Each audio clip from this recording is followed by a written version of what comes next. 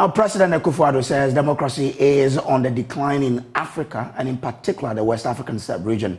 This part of the world has witnessed an increase in number of coup d'etats, the latest being in Niger, where ECOWAS is contemplating a military action.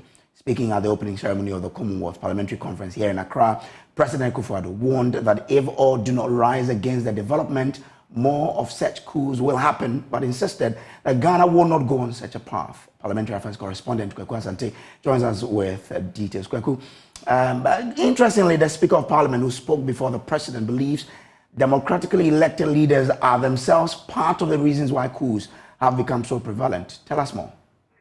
Yes, Brace. In fact, if you look at the President's comments, the President believes that it is time for parliamentarians all across the Commonwealth to rise against the coup d'etat that we've witnessed in recent times. The Niger one in particular, he was really livid about the situation and has been calling on the world to join them speak against the detention of President Bazoum in Niger.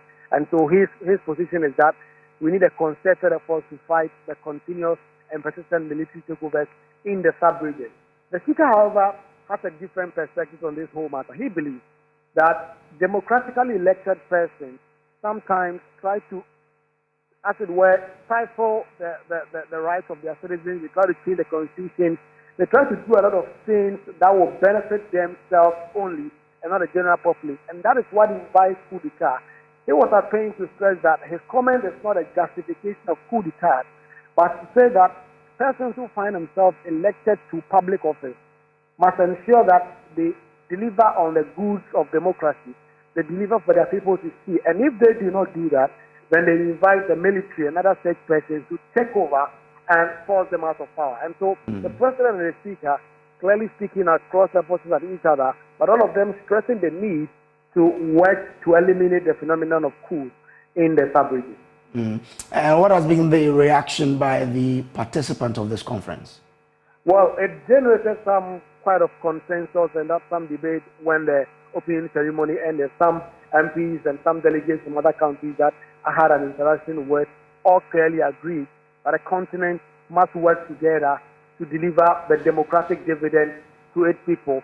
There are those participants who have expressed real optimism that in the coming days, Africa will get to the point where some of these coup d'etats will be a thing of the past. While there are those who believe that, given the prevalence of coup d'etat and how ECOWAS, UN, AU are unable to deal with it, more military persons in the continent will be boldened to really take the guns to take power. And that is their concern. Their fear is that if this phenomenon is not nipped in the bud immediately, it will come to a point, it will become so prevalent that even established democracies like Ghana will be arrested.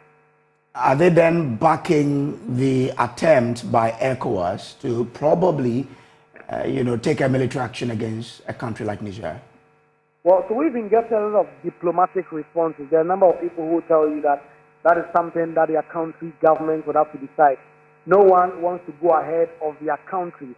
And so if you speak to, say, a Speaker of Parliament from Nigeria, he does not want to commit the country because he believes that at some point in time, the country will now have to decide, or this matter is something that will come up before Parliament in their country for them to decide whether or not their country must go to war in Niger or any other country. So it's really the diplomatic responses that we've been getting.